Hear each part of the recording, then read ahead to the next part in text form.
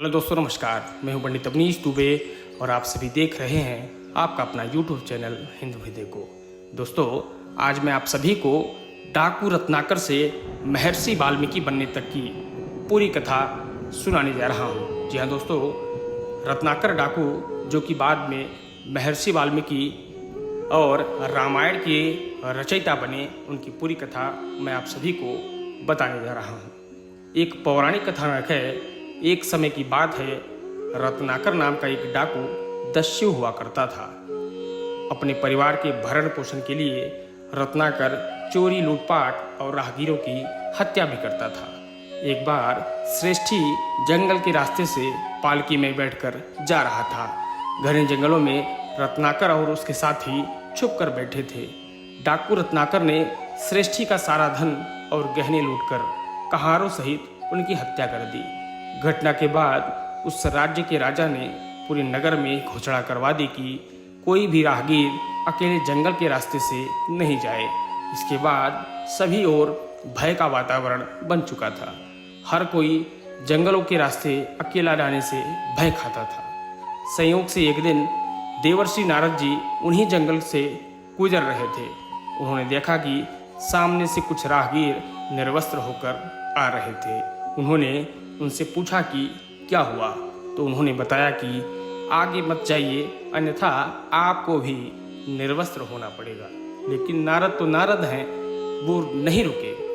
आखिरकार हमेशा की तरह डाकू रत्नाकर ने उनका भी रास्ता रोक दिया। लेकिन देवर्षि नारद निर्भय होकर रत्नाकर की आंखों में आंखें डालकर खड़े रहे। यह देखकर रत्नाकर बोला, तुझे मुझसे भय नहीं लगता ब्राह्मण? देवर्षि बोले, भय कैसा? रत्नाकर बोला, मैं डाकू रत्नाकर हूँ। देवर्षि बोले, नारायण नारायण, तो तुम ही वो कुख्यात डाकू जो लोगों को लूटकर उनकी हत्या कर देता है। लेकिन मैं तुमसे भयभीत नहीं हूँ, मैं निर्भय हूँ। रत्नाकर बड़े गर्व से बोला, क्या तुझे मरने से डर नहीं लगता ब्राह्मण? देवर्षि बोले, मरने से क्या डरना रत्नाकर, एक दिन हर कोई मरने वाला है, लेकिन तुम यह निर्भय हो। रत्नाकर बोला, हाँ मैं निर्भय हूँ, मुझे किसी का डर नहीं है।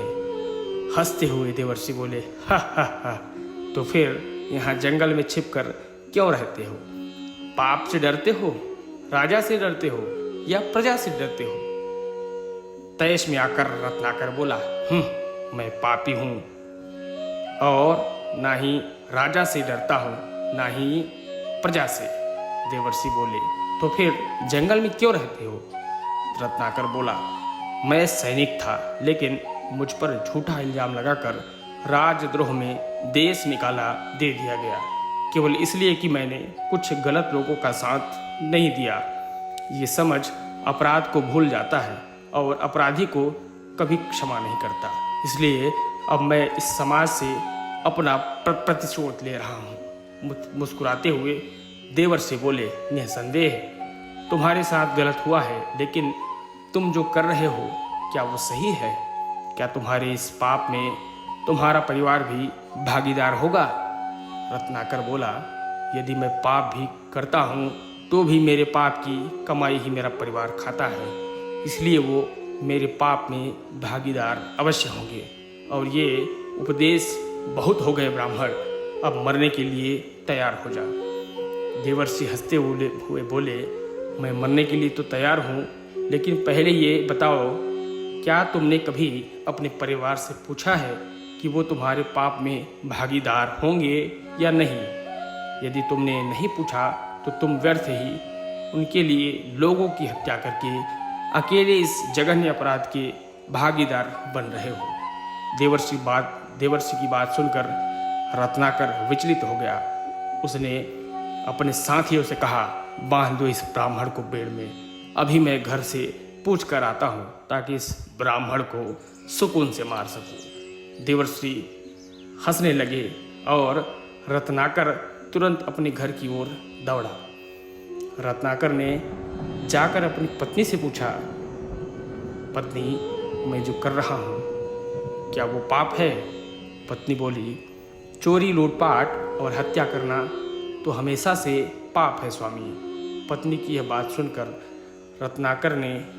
रत्नाकर थोड़ा विचलित हो गया। उसने दूसरी बार पूछा, यदि यह पाप है तो क्या तुम मेरे इस पाप में भागीदार हो?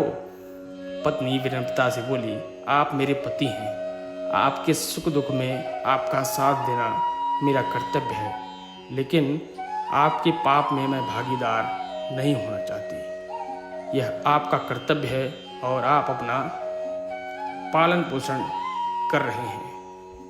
पत्नी की यह बात सुनकर रत्नाकर अपने पिता के पास गया। उन्होंने भी यही जवाब दिया कि बेटा, ये तेरी कमाई है, उसे हम कैसे बांट सकते हैं। यह सुनकर रत्नाकर के पैरों तले जमीन खिसक गई। वह सीधा घर से निकला और जंगल की ओर चल पड़ा। देवर्षि नारद के पास जाके उनके चरणों में गिरकर क्षमा याचना करने लगा। कहा जाता है कि वही डाकू रत्नाकर रामायण का रचयिता वाल्मीकि बना। इस कथानक से यह शिक्षा मिलती है कि जब रत्नाकर जैसे दुष्ट दस्यु का हृदय परिवर्तन हो सकता है और वह महान कवि वाल्मीकि हो सकता है, तो फिर आप और मैं क्यों नहीं बदल सकते।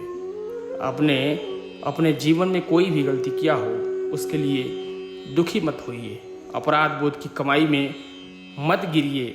संकल्पों के नए भविष्य का निर्माण किया जा सकता है। दोस्तों, उम्मीद है ये वीडियो आप सभी को ज़रूर पसंद आया होगा, और पसंद आया होगा तो एक लाइक ज़रूर कर दें और इस वीडियो को अपने सभी सगे संबंधी और रिश्तेदारों तक अवश्य शेयर करें।